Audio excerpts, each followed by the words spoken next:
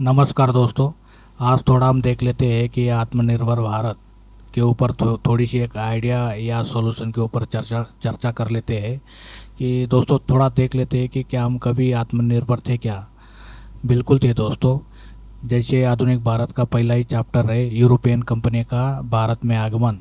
उसमें बताया गया है दोस्तों कि इंडिया जो है ना वो आत्मनिर्भर ही एक तरफ से आप पढ़ोगे उस चैप्टर को तो आपको नज़र आएगा कि बिल्कुल था।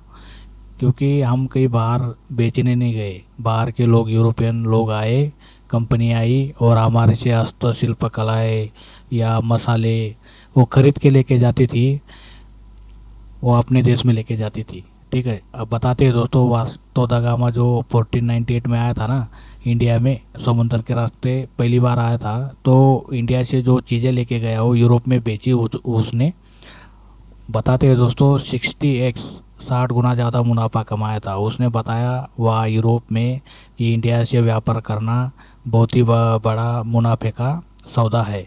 तो उस तो बहुत सारी यूरोपियन कंपनी की एक तरफ से उसके बाद है ना होड़ लग गई दोस्तों। ठीक है, फिर बाकी आगे की कहानी हमें पता ही है हिस्ट्री इंडिया की कि कैसे ईस्ट इंडिया कंपनी आई और कैसे उन्होंने कब्जा पे पहले तो गोड़ लेके आती थी, मसाले लेके जाती थी, उसके बाद गोड़ भी बंद हो गया, उसके बाद उसने अधिकार जमा लिया प्लासी और बक्सर का युद्ध के बाद।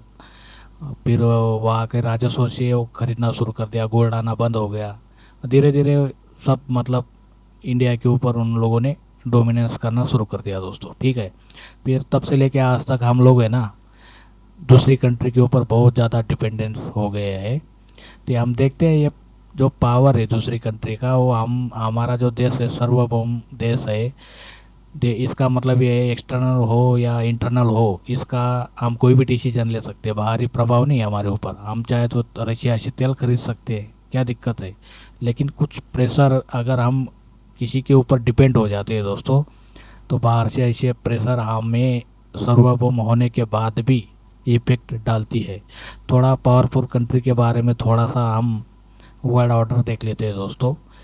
उसके बाद हम देख पाएंगे, एनालाइज कर पाएंगे और हम इससे बाहर कैसे निकल सकते हैं। कुछ सोल्यूशन है जो वही मैं पढ़ा रहा हूँ, थोड़ा देख लेते हैं दोस्तों। दोस्तों जो पहले जो दो था ना मल्टीपोलर वर्ड था पहले, कोई पावर एक सेंटर नहीं थी जैसे आज की डेट में अमेरिका है ना, एक ही पावर बची है अभी। पहले ऐसा नहीं था, पहले यूके भी था, फ्रांस भी था, जर्मनी भी था, रशिया भी था, अलग अलग कंट्री के पास अलग अलग अपनी अपनी पावर थी। ठीक है, कोई एक आदमी डोमिनेट नहीं करता था। ठीक है, ये एक आदमी की वजह से पूरा वर्ल्ड ऐसे इफेक्ट पड़ता है दोस्तों दूसरी कंट्री के ऊपर। बोला जाता है अमेरिका जब सीखता है ना, मतलब सीखता है वो, तो बाकी कंट्रियों को जुकाम हो जाता है। ऐसा क्यों होता है? क्योंकि दोस्तों बहुत ही ज़्यादा उसका इन्फ्लुएंस है दूसरी कंट्री के ऊपर। वो कैसे आया थोड़ा इसको देख लेते हैं। जैसे उसके बाद 1945 में जब कोल्ड सेकंड वार ख़त्म हो गया ना, तो दो पावर उभर के आई, एक थी अमेरिका, दूसरी थी रशिया। ठीक है दोस्तों, जब 91 में रशिया के एक तरफ से टुकड़े हो गए, 15 देशों अलग हो गए, तब सिर्फ बची अमेरिका। अब ये जो सुपर पावर है इसका थोड़ा सा हम मैट्रिक्स देख लेते हैं दोस्तों, क्या है ना, कैसे इसको सुपर पावर बोलते हैं, क्या है इसके पास। ठीक है दोस्तों, जैसे किसी भी देश का मिलिट्री स्ट्रांग होना तो देश पावरफुल माना जाता है। दूसरा है वो पॉलिटिकल स्थिति स्टेबल होनी चाहिए उस देश की।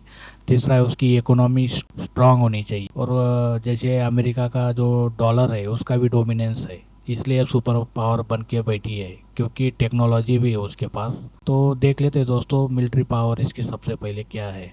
ठीक है, जैसे दोस्तों इंडिया के अंदर जैसे नॉर्दर्न कमांड है हमारी उधमपुर में है। ठीक है दोस्तों, तो वो क्या करती है, वो खाली हमारी एलओसी है, लाइन ऑफ एक्चुअल कंट्रोल है। एलओसी हो गया पाकिस्तान में, लाइन ऑफ एक्चुअल कंट्रोल हो गया चाइना में। जम्मू कश्मीर को थोड़ा सा इंटरनल मामला भी देख लेती है, मतलब देश के अंदर ही देख रही है। जैसे ईस्टर्न कमांड है कलकत्ता में, कामठी वगैरह, वहाँ पे नॉर्थ ईस्ट बांग्लादेश की बॉर्डर, अरुणाचल प्रदेश। ठीक है दोस्तों, इसको ये एरिया ईस्टर्न साइड का एरिया देखती है। जैसे साउथर्न वेस्टर्न कमांड जयपुर में है, वो राजस्थान वाला देख लेती है। पूना में साउथर्न कमांड है, वो साउथ वाला एरिया देख लेता है। बाकी हमारे पास नेवी भी है, एयरफोर्स भी है। ठीक है दोस्तों, कहने का मतलब है हम डिफेंस करते हैं। हमारा नाम ही है डिफेंस मिनिस्टर, मिनिस्टर के अंदर आते हैं हम लोग। डिफेंस मतलब हम डिफेंस करना है हमारे देश की, हमें रक्षा करनी है, हमें कहीं अटैक नहीं करना है जाके। नहीं तो ऐसा नाम होता attack and defence ministry.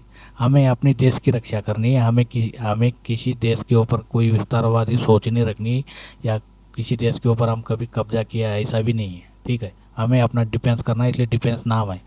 America का क्या है दोस्तों, देख लो वहाँ का जो इंडो पैसिफिक कमांड है, वहाँ पे इंडिया भी आ जाता है, जापान भी आ जाता है, चाइना भी आ जाता है, 50% एरिया आ जाता है। वहाँ की इतनी बड़ी कमांड है। अगर आप देखोगे ये कमांड है। ठीक है दोस्तों, दूसरी कमांड है उसकी सेंट्रल कमांड में मिडिल ईस्ट आ जाता है। ठीक है दोस्तों, यूरोपियन कमांड में पूरा यूरोप आ जाता है, रशिया के कुछ पार्ट आ जाता है ना। और अफ्रीका कमांड में तो इसका पूरा अफ्रीका कॉन्टिनेंट आ जाता है दोस्तों, खंड आ जाता है। मतलब कहने का मतलब पूरे वर्ल्ड को इसने आर्मी का प्रेजेंस है, जगह जगह पे एयरबेस है, जहाज है। ठीक है दोस्तों, ने मतलब पूरे वर्ल्ड को कवर करता है ये। ठीक है दोस्तों, थोड़ा एक आर्टिकल है दोस्तों, इसको भी ये जागरण जोश का आर्टिकल है। इसमें बताया गया है कि कितना सेना के ऊपर खर्च किया जाता है, बजट क्या है। ठीक है, डिफेंस का बजट। थोड़ा ये तख्ता को हम देख लेते हैं दोस्तों। अमेरिका जो है ना, लगभग 1 ट्रिलियन, 3 बिलियन की कमी है, सिर्फ 1 ट्रिलियन तक पहुँच खर्च कर देता है वो अपनी मिलिट्री के ऊपर। ठीक है, और बाकी चाइना देख लो, इंडिया का पे 86 बिलियन खर्च करता है। थोड़ा इससे ये नज़र आ रहा है दोस्तों, इसका जो टोटल 2 से लेकर 10 तक आप टोटल मारोगे ना, फिर भी अमेरिका का जो खर्चा है वहाँ तक नहीं पहुँच पाओगे आप। कहने का मतलब है दोस्तों, ये सारी कंट्री, चाहे वो चाइना हो, रशिया हो, जर्मनी हो, हैं, ये सब जापान, इंडिया मिलके भी अगर अमेरिका का बराबरी नहीं कर पा रहा है। देख लो आप कितने पावरफुल है ना। और इससे ये समझ में आता है दोस्तों कितना खर्चा करता है, क्योंकि पूरे वर्ल्ड को कंट्रोल कर रहा है दोस्तों।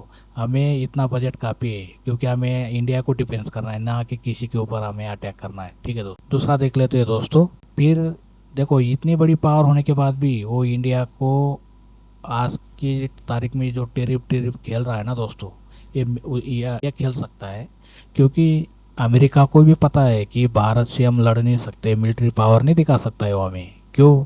क्योंकि दोस्तों थोड़ा सी झलक हमने ऑपरेशन सिंदूर में भी दिखा दी। जैसे रशिया का SP-500 सिस्टम हो, ठीक है, डिफेंस। हाँ, हमारे रडार, हमारे आकाश तीर का जो कोलाब्रेशन था, इंटीग्रेशन था। चाइना की मिसाइलों को कैसे उड़ाया था, देखा था फुलझड़ी की तरह। चाहे वो ड्रोन जो थे दोस्तों, तुर्की के ड्रोन कोई कम नहीं थे। वो रशिया में बहुत तबाही मचाई उन्होंने, फिर भी इंडिया में वो देखो इंटर नहीं कर पाए, बाहर ही बाहर उसको एक स्वार्म अटैक था, एक बहुत सारे ड्रोन भेजे, फिर भी काम नहीं आया, है ना। तो बहुत तगड़ा सिस्टम है दोस्तों हमारे पास, इंडिया के पास।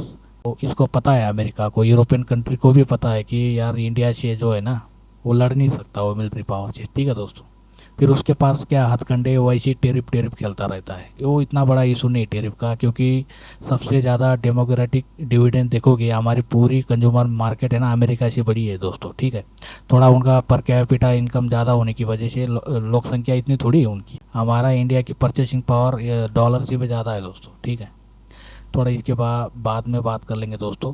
थोड़ा ये क्या करता है, फिर उसको पता है ये इंडिया को हम मिलिट्री पावर से धमका नहीं सकते। ठीक है, तो दूसरे हथकंडे अपनाता है वो। ये उसके पास 6 हथियार है दोस्तों। ठीक है, 6 हथियार है इसके पास। तो पहला तो खेल ही रहा है टेरिफ टेरिफ सबके साथ। ठीक है दोस्तों, इतना ये इफेक्ट नहीं करेगा, हम भी टेरिफ लगा देंगे। हमें दो चीज़ें से बहुत ज़्यादा मतलब परेशान करने वाली, बाकी कंट्री को भी बहुत परेशान करती है दोस्तों। एक है फाइनेंशियल सिस्टम, दूसरा है टेक कंपनी का डोमिनेंस है दोस्तों इसके पास। ठीक है, बाकी चीज़ें जैसे एनर्जी हो गया, वो जैसे वेनेजुएला अभी उसी के कंट्रोल में आ गया, वो बताएगा कि इंडिया हो या कोई भी कंट्री हो, इतने डॉलर का बैरल लगा दो या मत दो। ठीक है, डिप्लोमेटिक प्रेशर जो है वो क्या है दोस्तों, जैसे वो IMF को या वर्ल्ड बैंक को बता देगा कि इसको लोन मत दो, मत दो, है ना। क्योंकि सबसे ज़्यादा शेयर अमेरिका के है दोस्तों।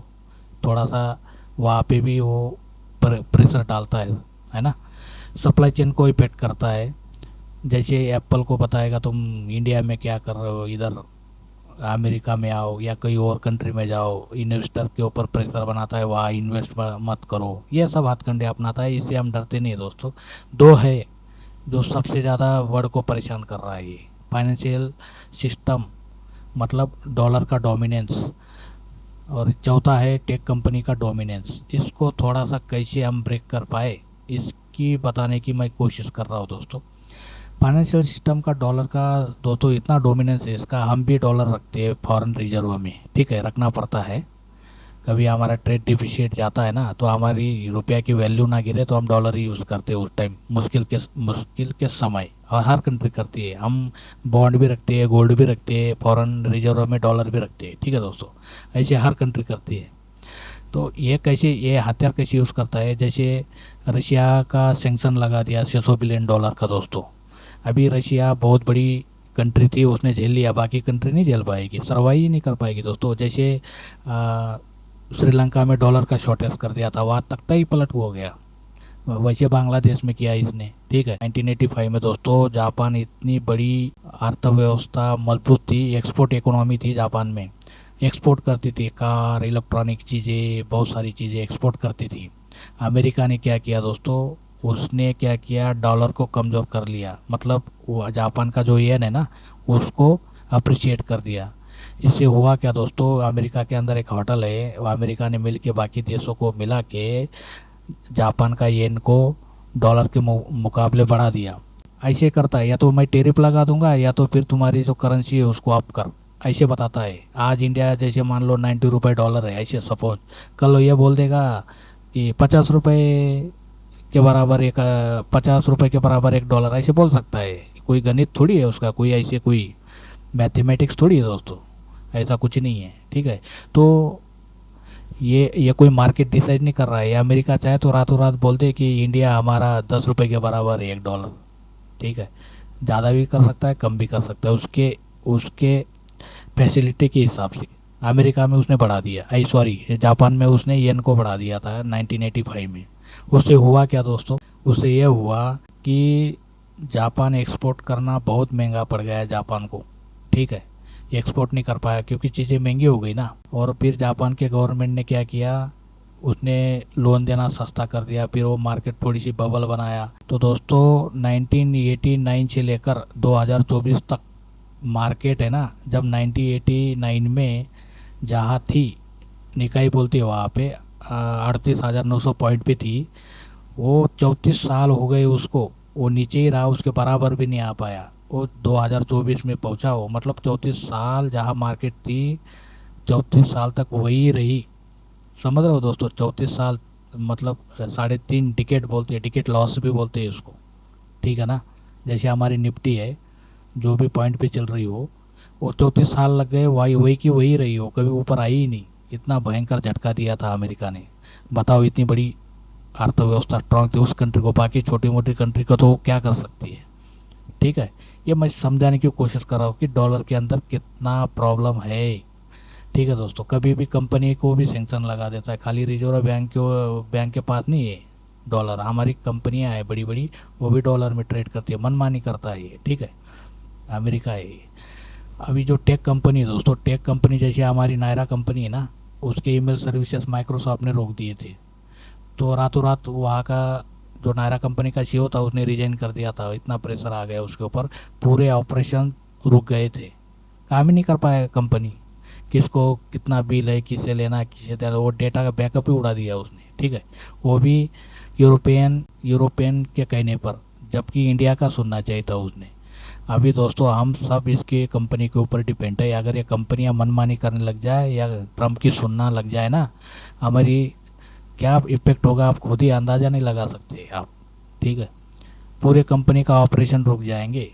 तेल की कंपनी की बात नहीं कर रहा हूँ, चाहे वो टेक कंपनी हो, कोई भी कंपनी हो, सारे email services, Google cloud, Amazon web services, उनका ही यूज़ कर रहे हैं हम, यूट्यूब, व्हाट्सअप, हर चीज़, हर पूरा इंटरनेट का कंट्रोल हमने दे के रखा है, ठीक है दोस्तों। अमेरिका को एक तरफ से बहुत ज़्यादा डिपेंड है इसके ऊपर। तो दोस्तों इसका सॉल्यूशन क्या है उसके ऊपर मैं बात करने जा रहा हूँ, पसंद आए तो बताना दोस्तों। दोस्तों जैसे देखिए, जो डॉलर है ना, डॉलर डॉलर का कहानी मैं आपको बताया कितना पावरफुल है ये, ठीक है। इसका अल्टरनेटिव ऑलरेडी आ चुका है, बिटकॉइन है। ठीक है, बिटकॉइन है। बिटकॉइन ने प्रूव कर दिया कि बिना किसी गवर्नमेंट के, किसी संस्था के, कंपनी के कैसे चलता है ये नेटवर्क। ठीक है, इसके ऊपर किसी का कंट्रोल नहीं है, अमेरिका का भी नहीं है दोस्तों। ठीक, दूसरे और भी क्रिप्टो है, इथेरियम है, सोलाना है, बहुत सारी है। ये हमें इंडिया को क्या करना चाहिए दोस्तों, सीबीडीसी लॉन्च करना चाहिए।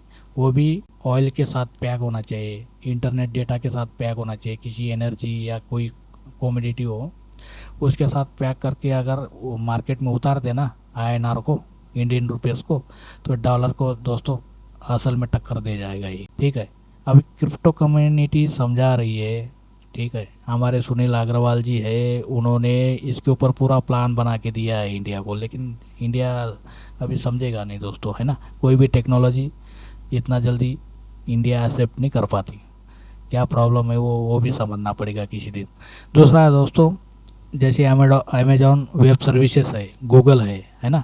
इसके ऊपर हम कोई भी इंटरनेट की वेबसाइट चलानी हो दोस्तों, हमें उसके लिए पेज चाहिए होता है, वहाँ पे हम स्टोर करते हैं। ठीक है, तो यही पे स्टोर करते हैं हम लोग, जो भी कंपनियां हैं वो सब डेटा यही पे ज़्यादातर स्टोर करते हैं, है ना। उसका अल्टरनेटिव है ब्लॉकचेन में फाइल कॉइन है। दूसरा है यूट्यूब। यूट्यूब का अल्टरनेटिव है, ऑलरेडी आ चुका है, डी ट्यूब है और सी डेटा नेटवर्क है ना दोस्तों। चौथा है माइक्रोसॉफ्ट, गूगल का ईमेल सर्विसेज है। ये माइक्रोसॉफ्ट था जो नायरा कंपनी के सर्विसेज ब्लॉक कर दिया था। अगर नायरा कंपनी इसको यूज़ करती तो ये इतनी बड़ी प्रॉब्लम नहीं आनी थी। वो हाई कोर्ट चले गए नायरा कंपनी वाले, फिर बहुत मुश्किल हुआ रही दोस्तों। फिर बाद में वो माइक्रोसॉफ्ट ने वापस कर दिया। फिर भी वो धमकी दे रहा है कि बोला ऐसा करोगे तो ऐसा कर देंगे, देख लो, मनमानी। दूसरा है दोस्तों व्हाट्सअप है ना। व्हाट्सअप का अल्टरनेटिव ऑलरेडी आ चुका है। इसका मैं स्क्रीनशॉट लेके रखा हूँ क्योंकि आप लोगों को भी पता होना चाहिए कि ऑलरेडी ये मार्केट में चल रहा है। ऐसा नहीं बता रहा हूँ मैं कि ये आने वाला है कि नहीं। देख लेते हैं दोस्तों, ये व्हाट्सअप का अल्टरनेटिव दोस्तों स्टेटस है। ये व्हाट्सअप जैसे ही काम करता है। ठीक है, ये भी XMTP है प्लेटफॉर्म। ये भी व्हाट्सअप जैसा ही काम करता है। आपको जैसा सुविधा लगे वैसे आप कोई भी प्लेटफॉर्म में, बहुत सारे प्लेटफॉर्म है, आप यूज़ कर सकते हो। दूसरा है दोस्तों यूट्यूब का ये प्लेटफॉर्म है, डेटा नेटवर्क है। ठीक है, ये देखो हमारा डी ट्यूब भी है, सेम यूट्यूब जैसा काम करता है ये। ठीक है, हमारा Amazon web services, Google cloud के ऊपर हम जो भी स्टोरेज करते हैं उसकी जगह पे फाइल कोई नहीं दोस्तों। इसका थोड़ा मैं बता देता हूँ दोस्तों। ये जो भी हम स्टोर करते हैं गूगल क्लाउड में या अमेजोन वेब सर्विसेज में, पैसा तो यही लोग कमा जाते हैं, है ना। हमें थोड़ा स्पेस चाहिए होता है तो हम इसी को पैसे देते हैं। आप क्या करो, या फॉइल काइन के नेटवर्क में जाओ। ठीक है दोस्तों, बहुत ही सस्ता मिलेगा आपको, स्टोरेज बहुत सस्ता है कंपेयर टू ट्रेडिशनल मेथड। ठीक है, आपको भी पैसा का, ऐसे ही हमारे पास रोज़गार नहीं है, आप भी कैसे पैसा कमा सकते हैं। जैसा ये फाइल काइन का जो सॉफ्टवेयर है, आपके मोबाइल में रन कर लेना, आपके लैपटॉप में या आपके कंप्यूटर में रन कर लेना, आपके पास है पड़ा, तो आप लोग क्या करेंगे, आपके कंप्यूटर में स्टोरेज शुरू हो जाएगा, फर्स्ट डे से ही शुरू हो जाएगा। आपको फाइल काइन मिलना शुरू हो जाएगा। और आप इसका रेट जो $1 से $3 के बीच में रहता है, आप क्या करना, इसको मार्केट में बेच देना, आपके कंप्यूटर को लगाओ काम पे। ठीक है दोस्तों, आप भी पैसा कमा सकते हैं इसमें। ठीक है, दूसरा यूट्यूब का बता देता हूँ दोस्तों। यूट्यूब में होता क्या है, जैसे कोई ऐड करनी है तो क्रिएटर को थोड़े बहुत पैसे दे देता है यूट्यूब वाला, और जो वीडियो देखता है हमारे जैसे, वो उसको कुछ नहीं मिलता। और दूसरा, बाकी पूरा यूट्यूब वाला प्लेटफॉर्म वाला लेके चला जाता है। बताओ दोस्तों, इतना मेहनत किया उसने, वीडियो बनाया, है ना, प्लेटफॉर्म में अपने फॉलोअर्स तैयार किए, कलाकार है वो एक तरह से। अब किसी भी टाइम उसका वीडियो उड़ा सकता है यूट्यूब, लेकिन इसमें ऐसा नहीं होता है। इसमें क्या होता है, ये कोई कंपनी ऐड करेगी ना तो क्या बोलेगी, 30% यूट्यूब क्रिएटर को दे देगी, और 70% जो है ना, वो जो वीडियो देख रहे हैं उसको दे देगा। मतलब वीडियो देखने वाला भी इसमें पैसा कमाता है दोस्तों। ठीक है, ऊपर से आपको सेंसर फ्री रहेगा, आपको कोई रिस्ट्रिक्ट नहीं कर सकता, आपका वीडियो कोई डिलीट नहीं कर सकता। मैं समझाया हूँ ना, पेयर टू पेयर नेटवर्क है, मैं बता के रखा हूँ ब्लॉकचेन की जो खासियत है।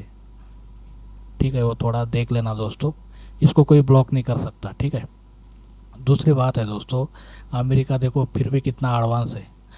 उसने जीनियस एक्ट पास कर दिया, कंपनियों को बोल दिया कि भाई आप जो है ना, खुद coin USDT USDC stable coin issue कर सकते हो क्रिप्टो मार्केट में, वो कर भी रही है। फिर क्लैरिटी एक्ट आया, ठीक है, क्रिप्टो को मतलब एक तरह से डिफाइन किया कमोडिटी, जैसे इथर और बिटकॉइन को उन लोगों ने बोला है कि कमोडिटी है, बाकी सिक्योरिटी टोकन है ऐसा। बाकी रेगुलेशन लेके आया।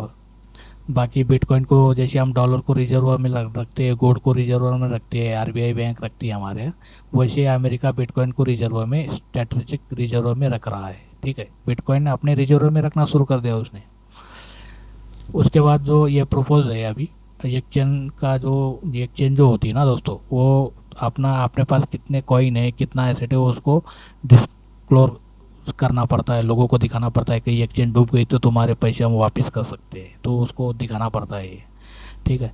दूसरा है इन्वेस्टर प्रोटेक्ट के लिए भी उन्होंने लॉ बना दिया, मतलब कितना काम चल रहा है। और अब अभी इंडिया में क्या चल रहा है, 30% टैक्स लगा के छोड़ दिया और 1% टीडीएस लगा दिया, एक तरफ से कमर ही तोड़ दिया क्रिप्टो मार्केट का। ठीक है, लोग भाग रहे हैं सिंगापुर, हाँ, दुबई। कोई बात नहीं दोस्तों, आप इसको सीखो। ठीक है, क्योंकि रेगुलेशन पहले तो जैसे इंटरनेट आया, ओला आया, उबर आया, उसके बाद ही कानून बना ना। पहले टेक्नोलॉजी आती है, उसके बाद कानून बनते हैं, एक्ट बनते हैं दोस्तों। इंडिया तो कितना लेट करता है इसमें, देखते हैं हम, बताते रहूँगा मैं आपको, तब तक हम सीखते हैं इसको।